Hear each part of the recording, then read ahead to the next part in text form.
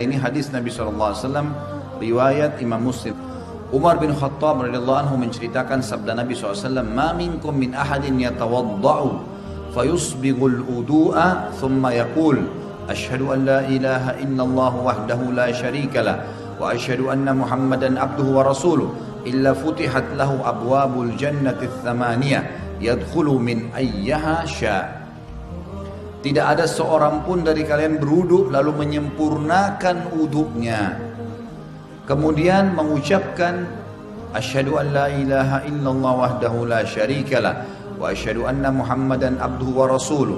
Aku bersaksi bahwasanya tidak ada Tuhan yang paling berhak disembah diibadahi kecuali Allah dan tidak ada sekutu baginya.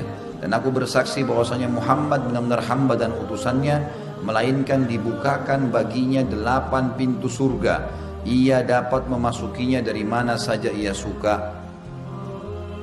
Apa ini? Wudu, wudu, hanya wudu, wudu terus syahadat. Kenapa malas wudu? Ini yang masih malas wudu kalau mau tidur nih, siapa ini? Hah?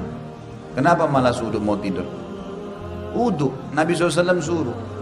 Dalam sebuah hadis dikatakan, kalau seseorang hamba tidur dalam keadaan bersuci, wudu, maka Allah akan titipkan bersamanya malaikat di ranjangnya, yang setiap kali dia bergerak, malaikat itu mengatakan, ya Allah ampunilah dia. Balik kiri kanan lagi tidur kita nggak sadar, malaikat minta, ya Allah ampuni, ya Allah rahmati. Dan Allah akan mudahkan dia kalau mau tidur, kalau tidur wudu itu mau bangun sholat malam Allah bangunin, mau bangun sholat subuh Allah bangunin. Kenapa nggak mau wudu nih? Kenapa malas wudu?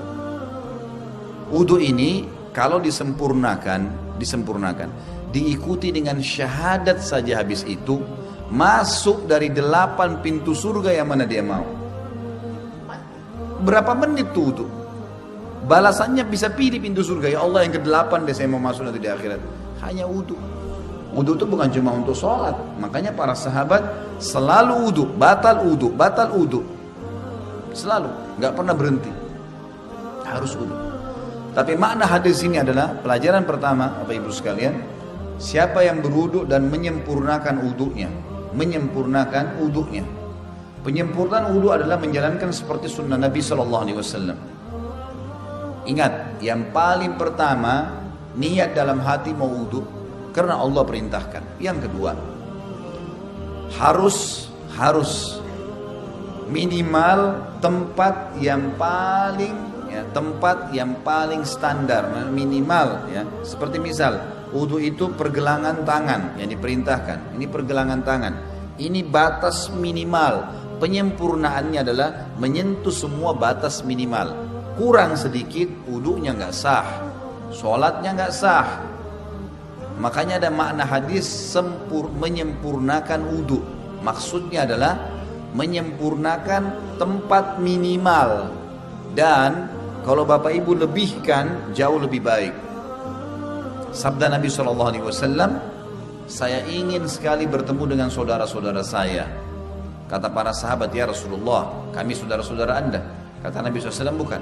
Kalian sahabat-sahabatku, saudara-saudaraku yang datang nanti sepeninggalku. Kita-kita ini semua. Lalu sahabat faham, mereka berkata, ya Rasulullah, bagaimana Anda bertemu dengan mereka? Bagaimana Anda bisa mengenal mereka nanti? Karena ketemunya di hari kiamat. Kita ketemu dengan Nabi SAW kapan? Di hari kebangkitan, mahsyar. Bagaimana Anda mengenal mereka sementara Anda tidak mungkin kenal mereka, tidak pernah ketemu, mereka juga tidak pernah ketemu dengan Anda. Kata Nabi SAW, sungguh dari tempat-tempat wudunya umatku akan keluar cahaya yang terang. Dan tidak ada itu pada umat yang lain. Makna juga daripada hadis ini kata ulama adalah wudu itu hanya ada pada umat Muhammad SAW. Makna hadis itu karena dikatakan akan keluar cahaya dari tempat-tempat wudunya umatku. Maksudnya kalau umat-umat lain juga ada wudunya, berarti keluar cahaya juga. Sudah dibedain.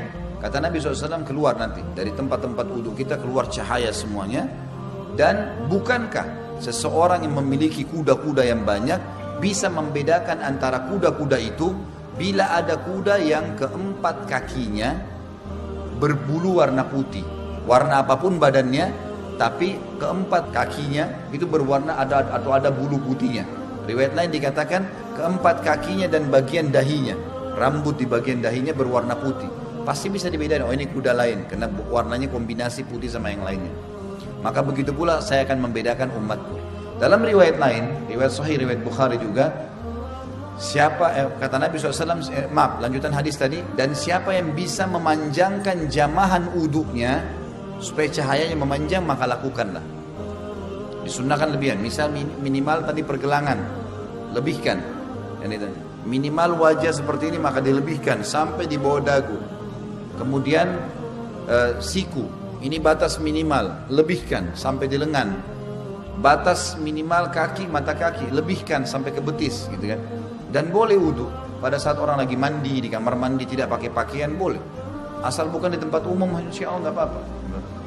Loh iya, kamar mandi kita sendiri ada pintunya tertutup, nggak ada masalah. Karena pernah ada yang bilang gitu, Ustadz boleh nggak saya wudu sementara saya mandi, atau saya harus tutup dengan sarung atau handuk? Kalau sendirian nggak ada masalah, nggak ada larangan di situ.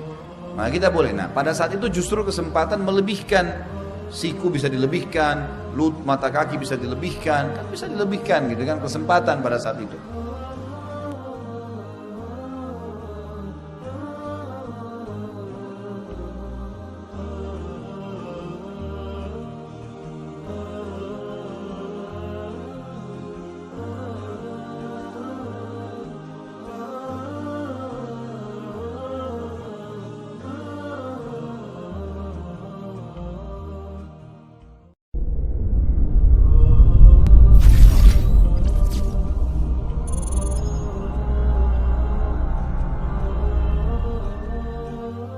Ini hadis Nabi SAW.